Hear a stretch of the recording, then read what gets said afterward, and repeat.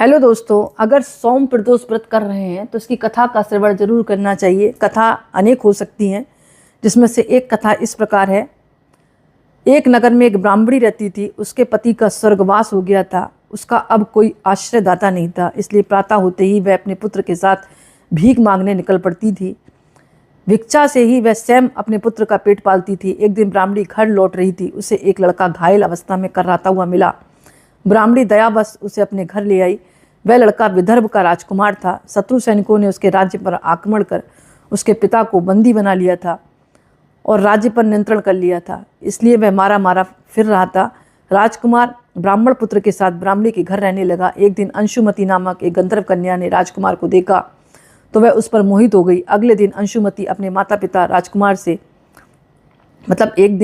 अंशुमती अपने माता पिता को राजकुमार से मिलाने लाई। उन्हें भी राजकुमार भाग गया। कुछ दिनों बाद अंशुमती के माता पिता को शंकर भगवान ने सपने में आदेश दिया कि राजकुमार और अंशुमती का विवाह करा दो। उन्होंने वैसा ही किया। ब्राह्मणी प्रदोष व्रत करती थी। उसके व्रत के प्रभाव से गंधर्व राज की सेना की सहायता से राजकुमार ने विदर्भ से शत्रुओं को खदेड़ दिया और पिता के राज्य को पुनः प्राप्त करके आनंद पूर्वक रहने लगा। राजकुमार ने ब्राह्मण पुत्र को अपना मंत्री बना लिया। ब्राह्मणी के प्रदोष व्रत के महत्व से जिस तरह राजकुमार और ब्राह्मण पुत्र की जीवन खुशहाल हो गया और समृद्धि वाला हो गया, वैसे ही कहा जाता है कि जो व्यक्ति सोम प्रदोष व्रत रखकर इस कथा का श्रवण करता है उसके जीवन में शिव कृपा अवश्य ही बरसती है। तो दोस्तों, स्टार्टिंग में ही मैंने आपको बोल दिया, कथाओं में मतभेद हो सकता है।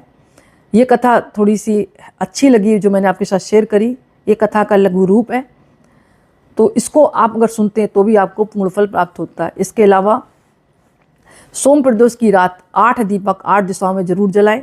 भगवान शिव की आरती करें और भगवान शिव को घी और शक्कर मिले मिष्ठान का भोग जरूर लगाएं। कोई भी लगा सकते हैं, आप घर में खीर बना कर लगा सकते हैं, सफ़ेद प्रसाद लाकर लगा सकते हैं, लगाएं आप सफ़ेद ही मिष्ठान का भोग। इसके अलावा ऋतु फल जरूर चढ़ाएं भगवान को। जैसे आम का सीजन चल रहा है, आम चढ़ा सकते हैं आप।